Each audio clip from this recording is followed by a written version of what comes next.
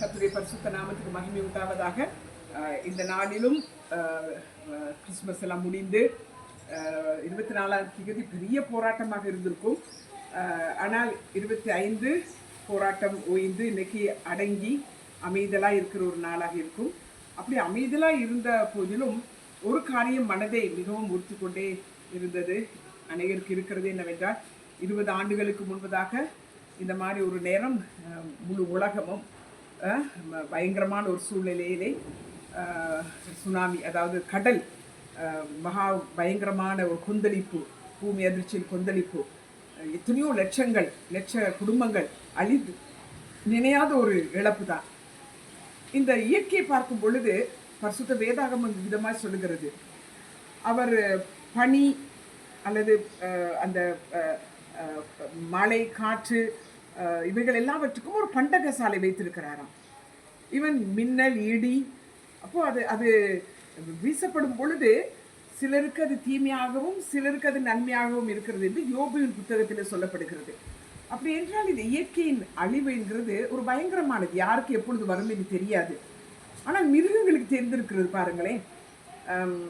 எல்லாமே அது ஒரு சைகை காட்டி இருக்கிறது. ஆனால் எல்லாரும் அந்த அந்த சீசன், கிறிஸ்மஸ் சீசனால் ரொம்ப பிஸியாக இருந்ததுனால அந்த அசைவுகளை கவனிக்காமல் விட்டுவிட்டோம். உண்மையாகவே அந்த 2004ஆம் ஆண்டிலே எங்களோட ஊழியத்தில் இருந்ததான சகோதரர் ராய் ராபர்ட், உங்களுக்கு நிறைய பேர் தெரியும். அவர் எங்கிட்ட சொல்லிகிட்டே இருந்தார், அதாவது கடல் ஓரமாய் போய் ஜெபிக்க வேண்டும். ஏன்னா நாங்கள் கொஞ்ச நாட்களாகவே தேவன் சொல்லுகிற ஒவ்வொரு இடங்களுக்கு போய் ஜெபிப்பது உண்டு. அப்போ அந்த நாட்கள் கிறிஸ்மஸாக இருந்தது. நாங்கள் நிறைய பேர் இடத்துல கேட்கும் பொழுது எல்லாருமே சொன்னார்கள், கிறிஸ்மஸ் வாய்க்கு கிட்ட வந்திருக்கு, நம்ம இந்த நேரத்தில் போய் கடல்கிட்ட போய் ஜெபிக்கிறதா என்று. அவர் மட்டும் போய் நான் நினைக்கிற கொழும்பிலிருந்து புத்தளம் வரையும் போய் ஜெபித்து விட்டு வந்தார்.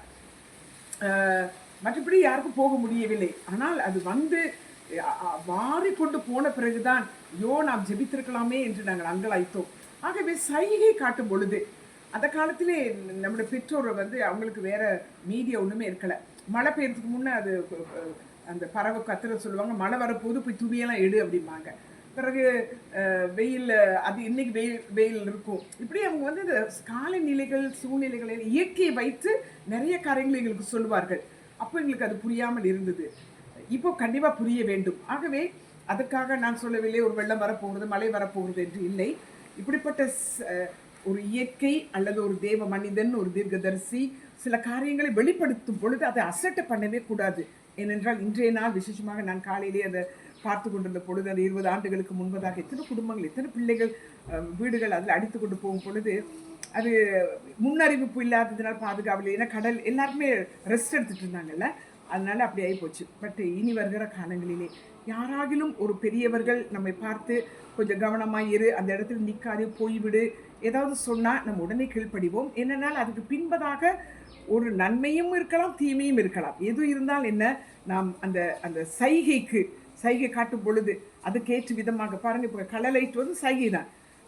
ரெட் கலர்னால் நின்றுடணும், பச்சனை போகணும்.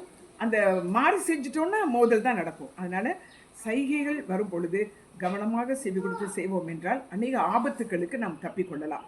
இந்த நாளிலே நாங்கள் நினைவு கூறுவோம் எத்தனையோ பேர் இழந்த பிள்ளைகள் குடும்பங்கள், அவர்களுக்கு கர்த்தர் ஆறுதலாக 20 வருடம் சில பிள்ளைகளெல்லாம் கை குழந்தையாக எடுத்து வளர்த்தவங்க 20 வயசில் இருப்பாங்க. அவர்களுக்கு தேவன் ஆறுதலை கொடுக்க வேண்டும். நமக்கு இப்படிப்பட்டதான சைகைகளினாலே கர்த்தர் வெளிப்படுத்தும் பொழுது அல்லது மனிதன் மூலமாய் வெளிப்படுத்தும் பொழுது, இயற்கை மூலமாய் வெளிப்படுத்தும் பொழுது உடனே நாங்கள் செவி கொடுப்போம். அதை தட்டவும் வேண்டாம், அசட்டை பண்ணவும் வேண்டாம். ஆபத்திலே காக்கப்படுவோமாக. கர்த்தர் உங்களை ஆசீர்வதிப்பாராக.